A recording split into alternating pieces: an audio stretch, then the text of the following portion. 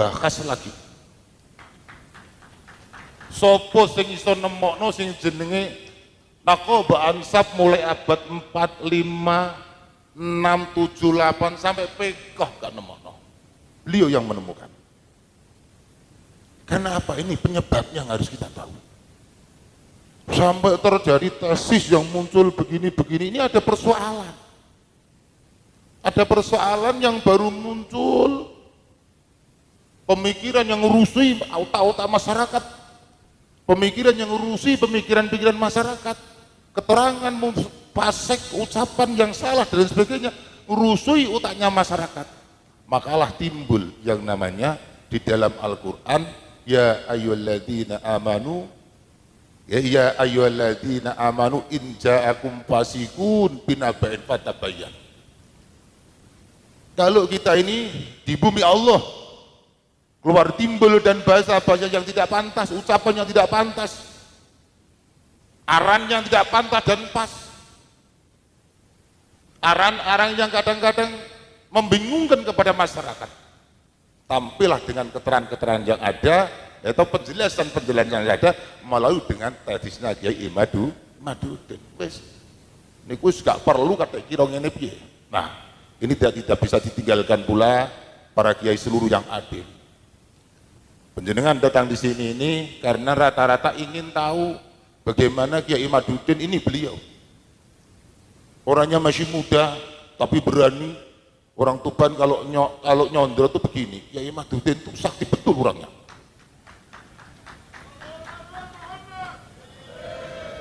Seperti tembok yang nggak bisa ditabrak oleh mobil yang besar, ya ini beliaunya.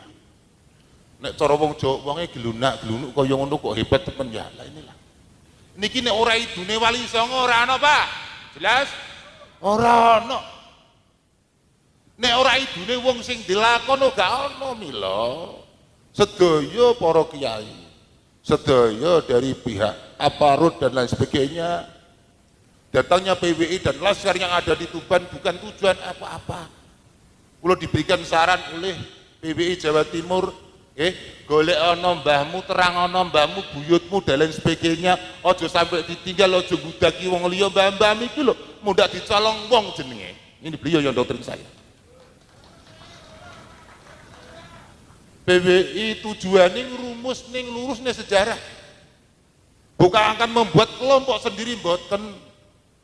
Habis ngasar saya ditanya oleh tamu, PWI ini ku maksud itu apa Pak Kiai, tujuannya apa? Jawabanku simpel Gus, PWI itu tujuannya ngurip-ngurip tahlil, nahlili mbah-mbah dhewe, buyut-buyut dhewe, sebab kok nek buyut dhewe dicangkok mbek wong, dicolong mbek wong, niku sing dilakno Kiai Mat mungkin. Ini tujuan pokok.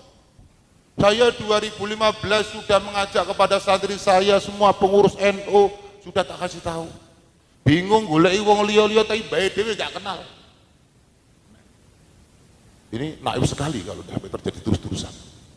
Maka timbullah dengan perubahan pemikiran masyarakat. Ya, pemikiran yang kadang-kala menyimpulkan penjenengan menganggap itu salah dan sebagian menganggap itu benar. Benar dan salahnya, yang penting urusan yang pokok ini harus dipahami.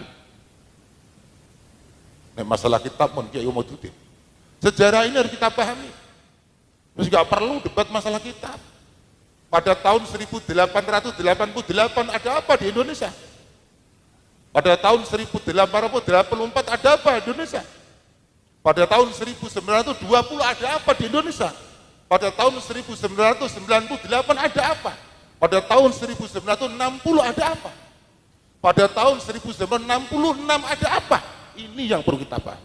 Ini penyebab timbulnya yang namanya tesis penelitian yang sangat konkret, wis ora usah diragukan.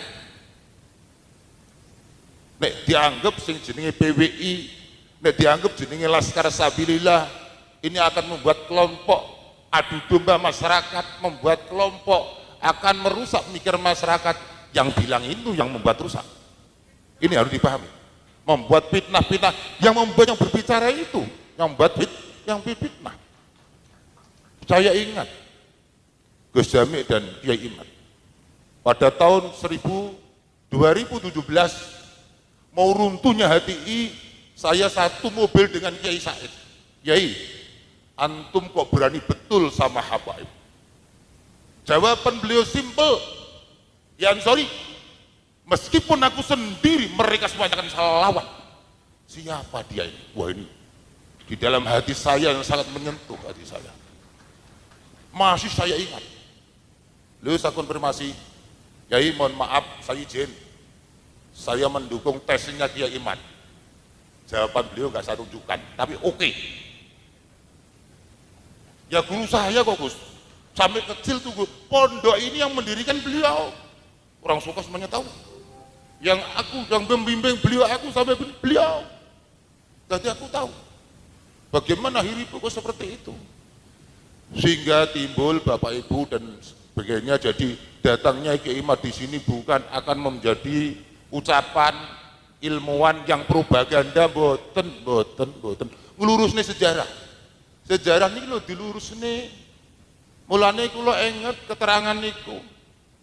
Jenderal Ahmad Yani diperintah oleh Mbah Karno pada tahun 1960 datang di rumahnya Kiai yang namanya Kiai Haji Mustamid Abbas.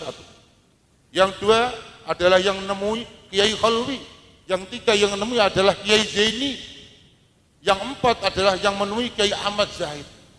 Jenderal Ahmad Yani datang bertanya kepada beliau, Kiai, para habib ini betul enggak turunan Kanjeng Nabi? Jawaban tegas 4 orang, tidak.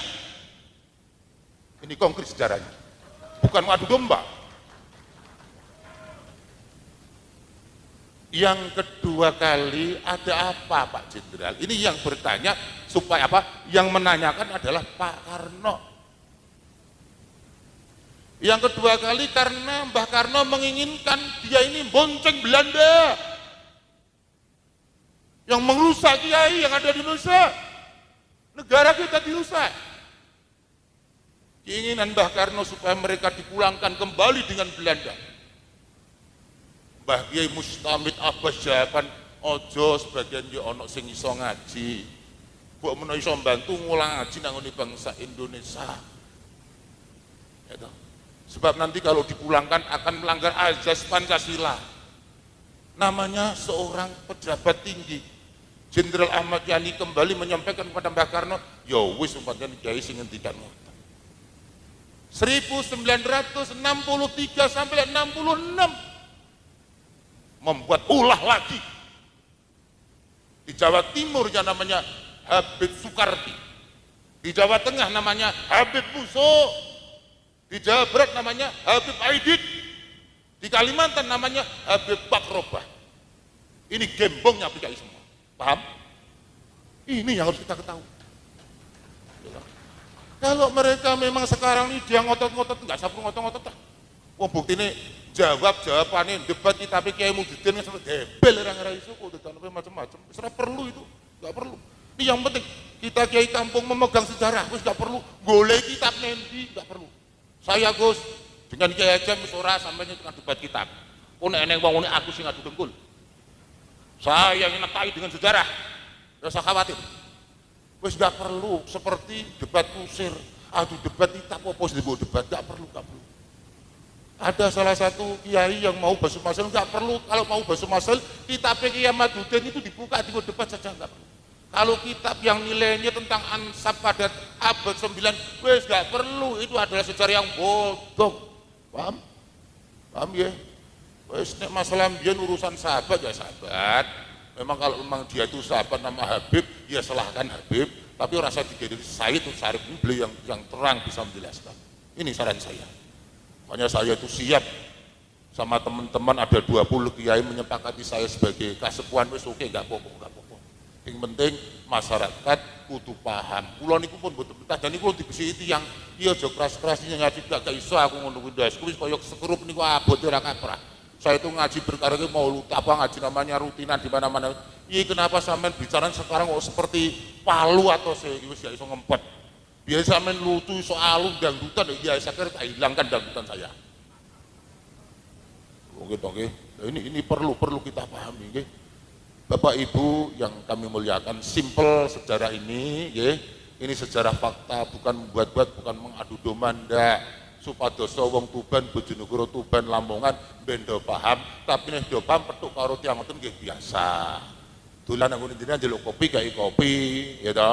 Nek isih kaya biyen ya pancal, gitu. Moro-moro genjong gabah, genjong beras itu dielingno. Masyarakat kecil Gus, yang saya sakit itu. Wis enggak perlu, nggih. Niki saya bukan kompor-kompor peden hatiku. Jenenge kiai, senajan kiai cilik dienggo totokan ku yo repot nggih. Muga-muga barokah pertemuan ini.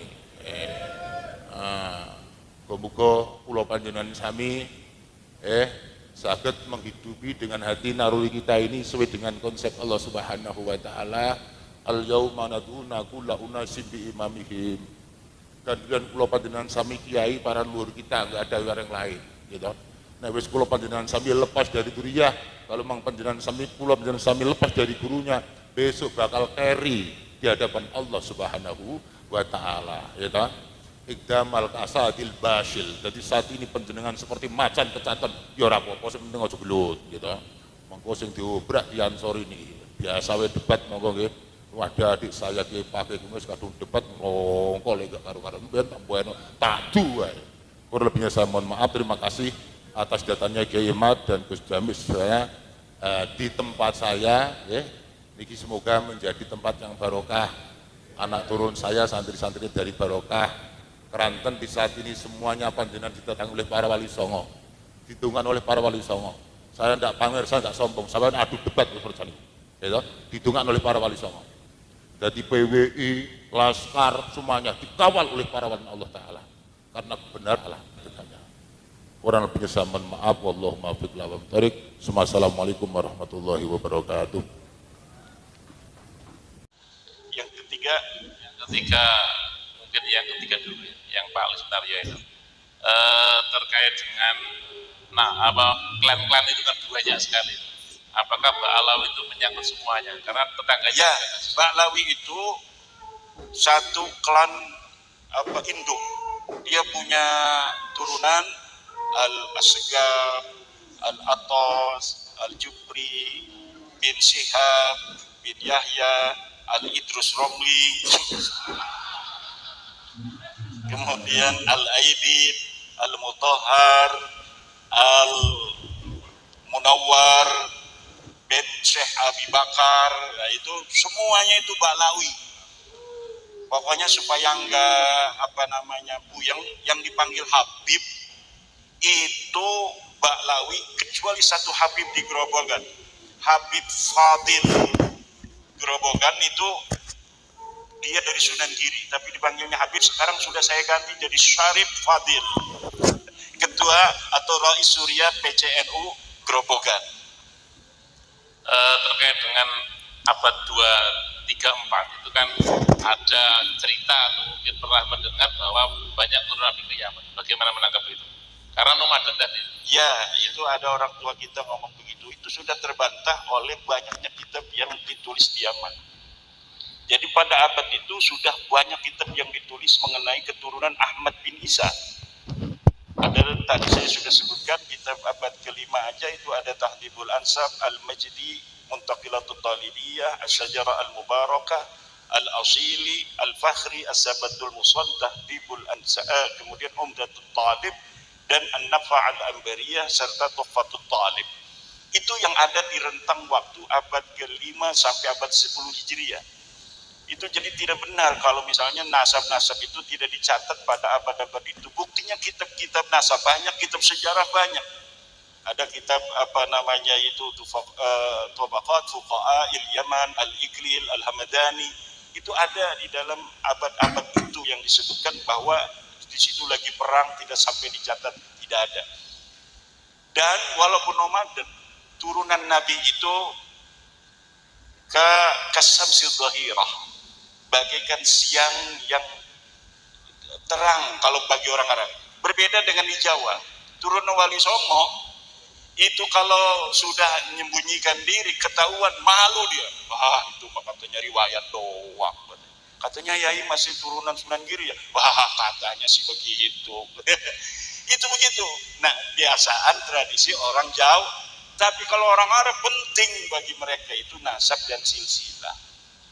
Maka orang-orang yang bertugas menugaskan dirinya sendiri menjadi seorang nasabah itu akan memburu di mana ini keturunannya. Dan Imam Fakhruddin Ar-Razi memburu di Roy, keturunan Ahmad bin Isa, kemudian dari Madinah pindah ke Roy. Kalau Ahmad bin Isanya ini ada di Madinah, dia nggak pernah ke Basroh, dia nggak pernah ke Yaman. Kumaha eta aya kuburan dia mah atuh eta kuburan saha eta. Dahaya Ahmad bin Isa ke Yaman, kumaha kuburan aya di ditu. Wujudul qabri la yadullu ala wujudil hijrah di hadas sahsil lati fil qabri. Itu bikin kaidah sendiri. Adanya kuburan tidak menunjukkan bahwa orang itu memang dikubur di situ. Tidak. Buktinya sekarang banyak makam kuburan jadi-jadian kok. Betul apa tidak? Kuburan jadi-jadian itu jawaban. Jadi saya tidak capek untuk menjawab kuburan di sana benar enggak kuburan Ahmad bin Isa. Di Yaman ada kuburan Bupet. Buktinya di sini aja banyak kuburan palsu kok. Sudah terbukti orangnya masih hidup. Kemudian ada yang ngomong itu kuburan palsu. Kamu mengambil nasab orang, diem aja dia nggak jawab. Dia kan seperti perawan, as-sukut yadullu ala ridha. Diam itu menunjukkan memang iya. Cuma gengsi dong, mau masa saya kan waliullah. Ini tadi ada yang Muhammad Musafir karena dari ke sini. Oh iya, kalau sholat jamaah akhir di waktu al-hadirah, kalau sholat jamaah akhir apa saja boleh. Apakah waktu yang di majmu', apakah sholat hadirah dulu boleh. Kalau jamaah takdim harus sholatul hadirah dulu, baru sholat majmu'ahnya yang dijamak ke dia. Tapi kalau sholat jamaah akhir ya, mau asar dulu boleh, mau dohor dulu boleh, mau 2 boleh, mau 4 juga boleh. Ya terkait dengan DNA tadi, bahwa tadi kan DNA itu ada yang G sama J gitu ya. Nah orang-orang menurut yang dia tahu karena berdasarkan berita-berita yang dia baca atau dia dengar, itu kan wali songo lumu gitu, seperti orang ya. Jawa. Gimana itu? Kalau Balawi itu sudah 187 di Yaman 190, di Indonesia 7. Jadi sudah variabel-variabelnya itu mencapai kuota. Jadi untuk menyatakan dia itu memang haplogrup utamanya adalah G itu sudah sangat meyakinkan. Kalau wali songo itu baru beberapa orang, dan yang J itu baru 1 di Cirebon. Yang O ada beberapa orang yang lainnya itu O.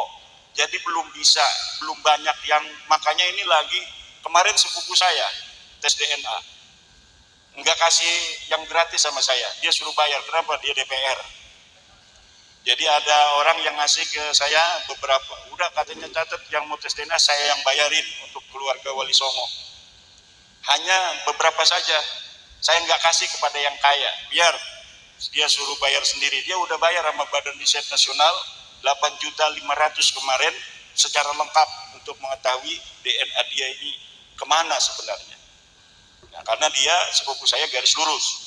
Nah, tapi kalau misalnya nanti sudah secara lengkap memenuhi kuota sama seperti Balawi 180 orang, itu kemungkinan besar kebanyakan dari hasil-hasil dari wali songo itu menunjukkan garis lurus laki-lakinya ke situ.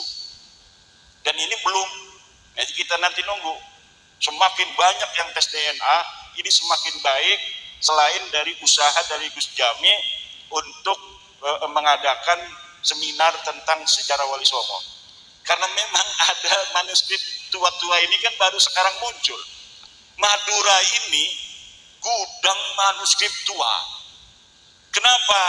Zaman dulu Madura itu tidak termasuk yang diambil-ambil oleh Belanda. Nggak berani sama orang Madura itu ngajak-ngajak rumahnya.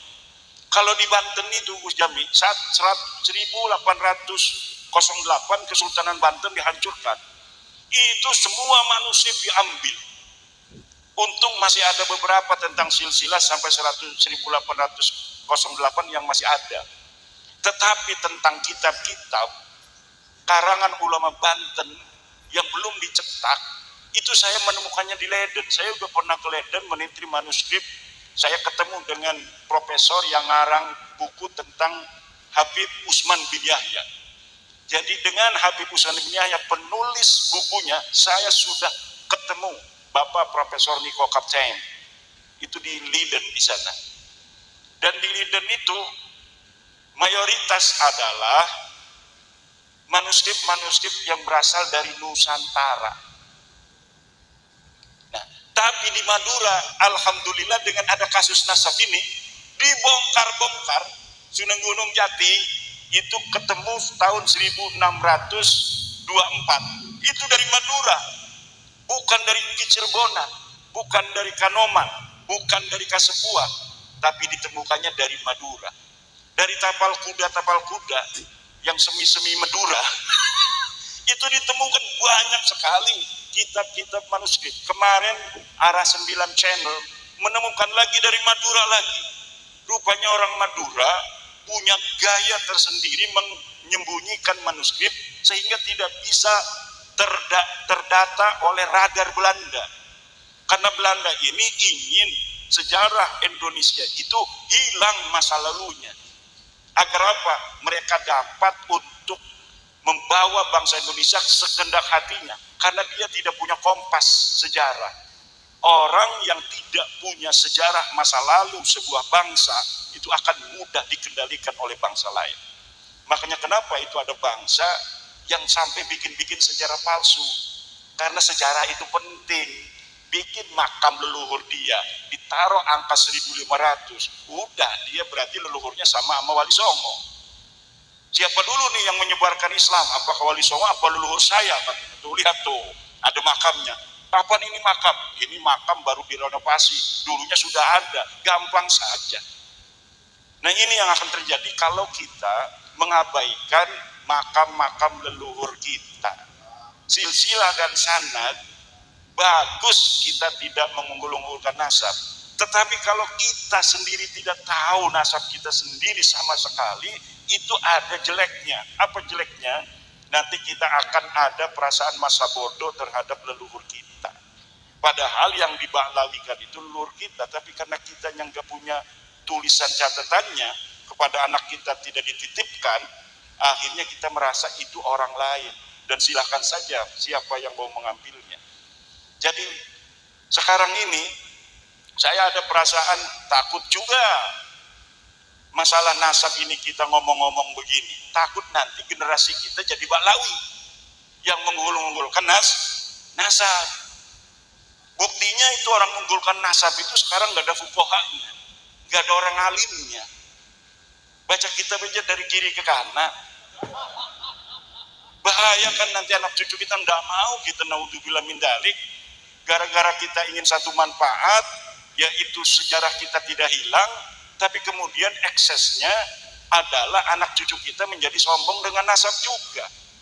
Saya cucu Sunan Gunung Jati Syarifudillah. Cium tangan, cium tangan. Naudzubillah. Jadi ada ekses negatif dan ada ekses positif. Ini yang kita harus hati-hati terhadap anak-anak kita. Mungkin caranya adalah begini. Liman lam yablugh darajatal ilmi, jangan kasih tahu. Anak kita yang lam yablugh darajatal ilmi, jangan kasih tahu. Lam yablugh darajatal ibadah, jangan dikasih tahu. Lam yablugh darajatal istiqomah, jangan dikasih tahu. Tapi kalau ada anak kita yang kelihatan udah soleh, udah pinter, kasih tahu enggak apa-apa, supaya dia yang menjaga. Ada yang lainnya enggak soleh kelihatannya, udah jangan dikasih tahu, dia biar tidak belagu-belagu dengan nasab. Kalau dia mau berbuat jelek juga dia tidak bawa-bawa keturunan. Nah kalau sekarang orang yang sejak kecil dikasih tahu kamu nasabnya binanu bin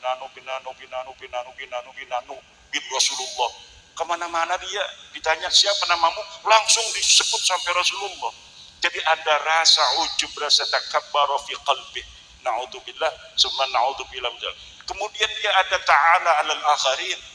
Dia merasa tinggi daripada orang-orang lain. Ini bahaya untuk anak cucu kita di dalam menggapai derajat takarrub ilallah subhanahu wa ta'ala. Bahaya bagi anak cucu kita untuk mencapai darajatul ilmi, yang ilmu itu harbun lil fatal muta'ali.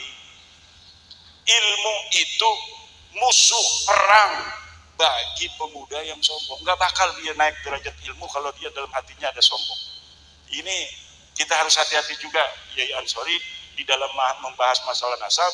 Kita penting juga untuk mengetahui nasab, tapi anak-anak kita yang belum mencapai derajat soleh, derajat ilmu, jangan dikasih tahu dulu. Biar dia itu menggapai-gapai cita-citanya dengan semangat kerja keras belajarnya yang tinggi saja.